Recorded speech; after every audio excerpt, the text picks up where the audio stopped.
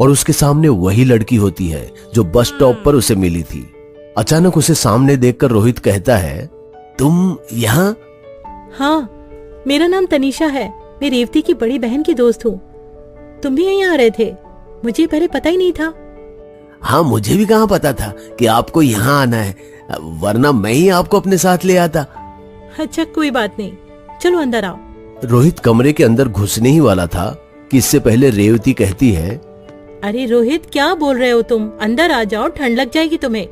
रेवती की बात सुन रोहित तुरंत अंदर आ जाता है और आकर सोफे पर बैठ जाता है। तनीषा भी रोहित के बगल में बैठ जाती है और उसके बगल वाले सोफे और चेयर पर रेवती और उसकी बड़ी बहन बैठ जाती है। रेवती रोहित के लाए हुए चॉकलेट्स को देखकर खुश हो जाती है और रोहित को थैंक्स कहने लगती है। रोहित तनीषा को देखकर मुस्कुराता है, लेकिन कोई बात नहीं करता, क्योंकि उसे लगता है कि अगर उसकी दोस्त को पता चलेगा कि वो तनीषा को यूं ही बस स्टॉप पर छोड़कर अकेले आ गया था, तो सभी उसके बारे में क्या सोचेंगे। तनीषा भी रोहित के ऐसे बर्ताव के बारे में किसी को कुछ नहीं बताती और वो दोनों आपस में एक दूसरे को देखते रहते हैं और सबके बीच में बात शुरू हो जाती है। सभी एक दूसरे से बातचीत करते रहते हैं, लेकिन तनीषा चुपचाप बैठकर उन सभी की बातें सुनती रहती है और कुछ भी नहीं बोलती।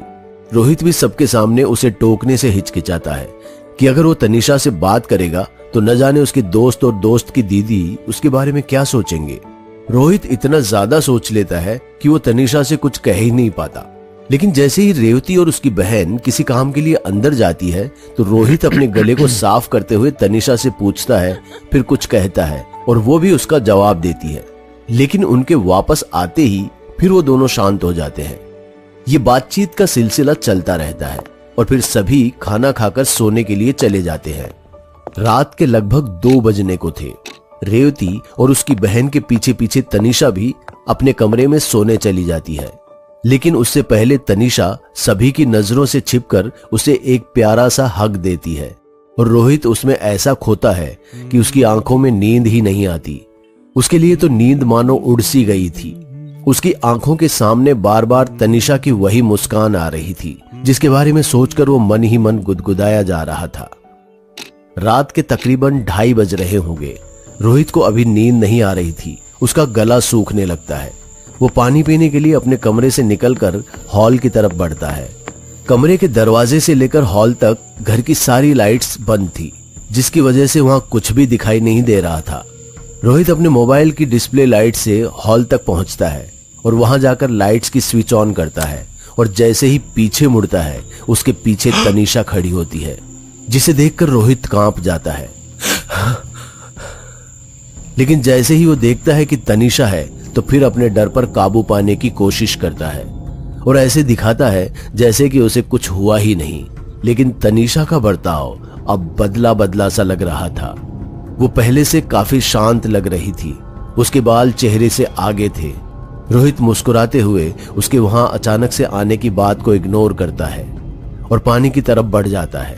मटके से पानी का गिलास भरता है और गिलास को जैसे ही अपने मुंह की तरफ बढ़ाता है कि एक बार फिर से तनीषा उसके चेहरे के ठीक सामने खड़ी होती है।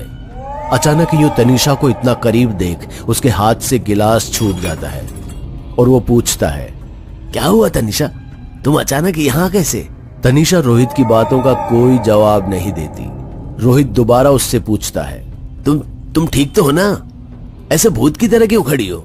रोहित की इस बात पर तनीषा गर्दन को टेढ़ा कर उसकी तरफ देखती है। उसके चेहरे पर बिखरे हुए बाल अचानक से उसकी दोनों तरफ हट जाते हैं और वो रोहित से कहती है, रोहित, तुम्हें वहां कोने से किसी की आवाज आ रही है? रोहित उसके सवाल पर सिर हिलाते हुए कहता है, नहीं, मुझे तो कोई आवाज नहीं आ रही है। तुम किस आवाज की बात कर रही हो? रोहित के जवाब को सुन तनीषा का पूरा भाव बदल जाता है। उसका चेहरा ऐसा होने लगता है जैसे वो अगले ही पल रो देगी और वो दोबारा रोहित से कहती है, क्या तुम्हें वहां से किसी की रोने की आवाज नहीं आ रही है? किसी बच्चे की रोने की आवाज? रोहित इस बार भी नामे जवाब देता है। इस बात पर तनीषा जोर से उससे कहती है, कैसे नहीं आ रही तुम्हें आवाज? मेरे कानों में आवाज चारों तरफ से गूंज रही है। वहां देखो, एक बच्चा रो रहा है। दूसरे कोने में एक माँ अपने बच्चों की लाश को देखकर रो रही है।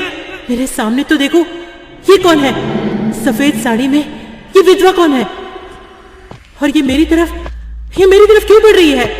रोहित तनीषा के इस अजीब सी बातचीत को सुनकर घबरा जाता है और उसे ऐसा लगता है कि कहीं तनीषा को कुछ हो